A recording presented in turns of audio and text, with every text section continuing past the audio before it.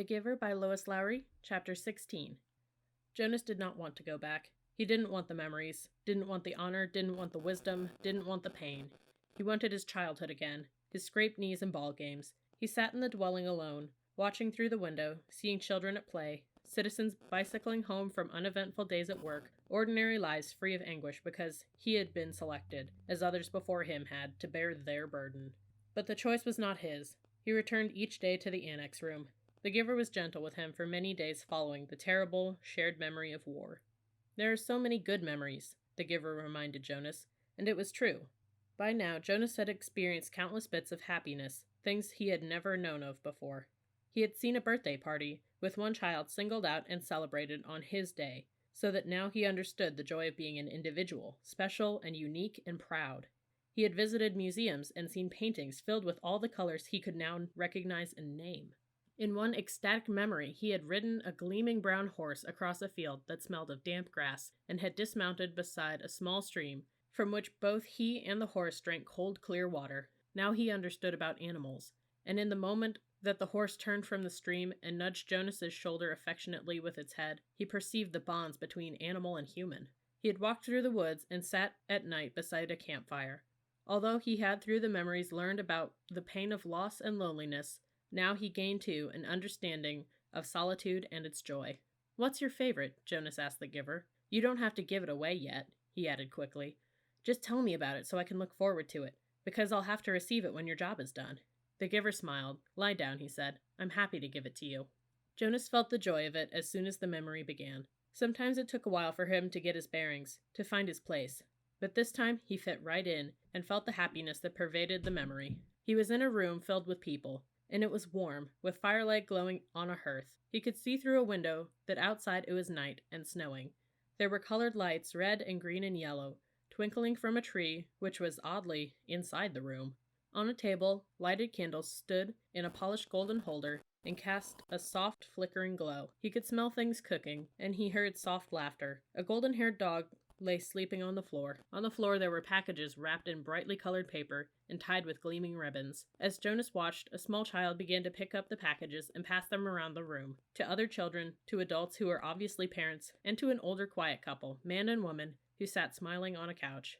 While Jonas watched, the people began one by one to untie the ribbons on the packages, to unwrap the bright papers, open the boxes, and reveal toys and clothing and books. There were cries of delight. They hugged one another. The small child went and sat on the lap of the old woman. She rocked him and rubbed her cheek against his. Jonas opened his eyes and lay contentedly on the bed, still luxuriating in the warm and comforting memory. It had all been there, all the things he had learned to treasure. "What did you perceive?" the Giver asked. "Warmth," Jonas replied, "and happiness, and, let me think, family. That it was a celebration of some sort, a holiday, and something else. I can't quite get the word for it. It will come to you.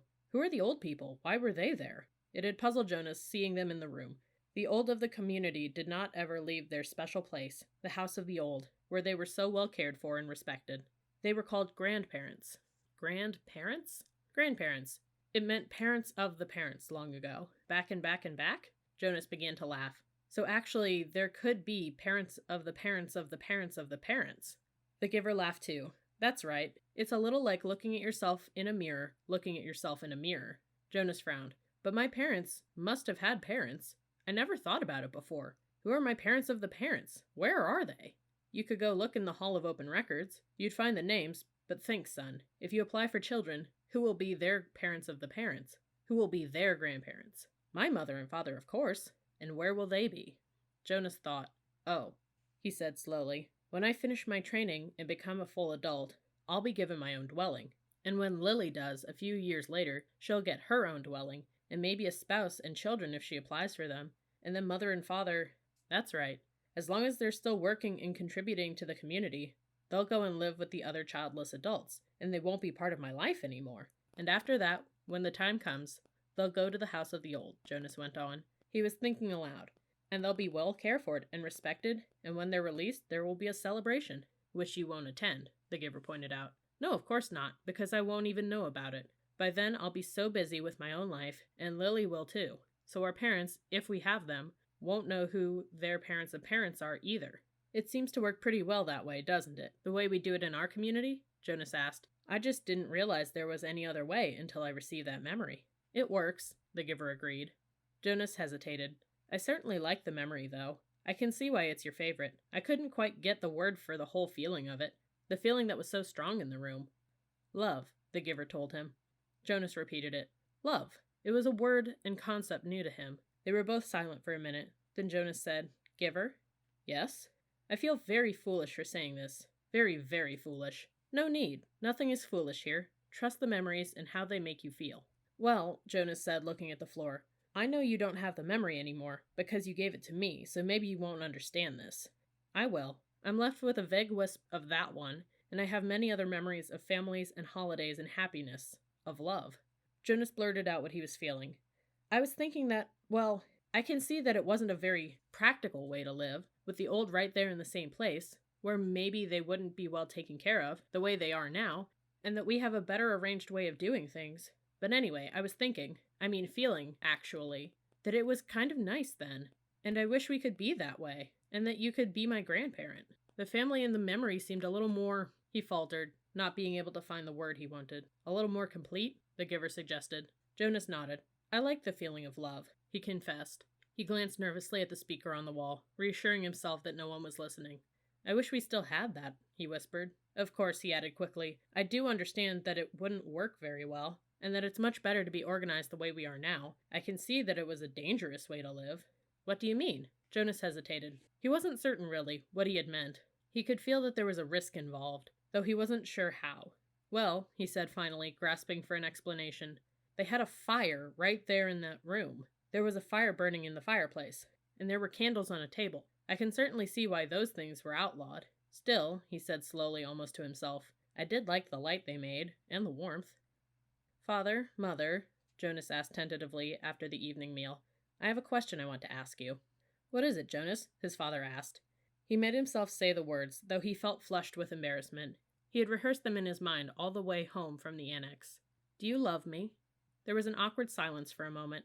Then Father gave a little chuckle. Jonas, you of all people, precision of language, please.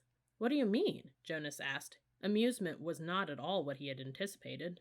Your father means that you used a very generalized word, so meaningless that it's become almost obsolete, his mother explained carefully. Jonas stared at them. Meaningless? He had never before felt anything as meaningful as the memory. And of course our community can't function smoothly if people don't use precise language. You could ask, do you enjoy me? The answer is yes, his mother said. Or, his father suggested, do you take pride in my accomplishments? And the answer is wholeheartedly yes. Do you understand why it's inappropriate to use a word like love? Mother asked. Jonas nodded. Yes, thank you, I do, he replied slowly. It was his first lie to his parents. Gabriel? Jonas whispered that night to the new child. The crib was in his room again. After Gabe had slept soundly in Jonas's room for 4 nights, his parents had pronounced the experiment a success and Jonas a hero. Gabriel was growing rapidly, now crawling and giggling across the room and pulling himself up to stand. He could be upgraded in the nurturing center, Father said happily. Now that he slept, he could be officially named and given to his family in December, which was only 2 months away. But when he was taken away, he stopped sleeping again and cried in the night. So he was back in Jonas's sleeping room. They would give it a little more time, they decided. Since Gabe seemed to like it in Jonas's room, he would sleep there at night a little longer, until the habit of sound sleep was fully formed. The nurturers were very optimistic about Gabriel's future. There was no answer to Jonas's whisper. Gabriel was sound asleep. Things could change, Gabe, Jonas went on. Things could be different. I don't know how, but there must be some way for things to be different. There could be colors. And grandparents, he added, staring through the dimness toward the ceiling of his sleeping room, and everybody would have the memories. You know about memories, he whispered, turning toward the crib. Gabriel's breathing was even and deep. Jonas liked having him there, although he felt guilty about the secret. Every night he gave memories to Gabriel, memories of boat rides and picnics in the sun, memories of soft rainfall against window panes, memories of dancing barefoot on a damp lawn. Gabe, the new child, stirred slightly in his sleep. Jonas looked over at him. There could be love, Jonas whispered. The next morning, for the first time, Jonas did not take his pill. Something within him, something that had grown there through the memories, told him to throw the pill away.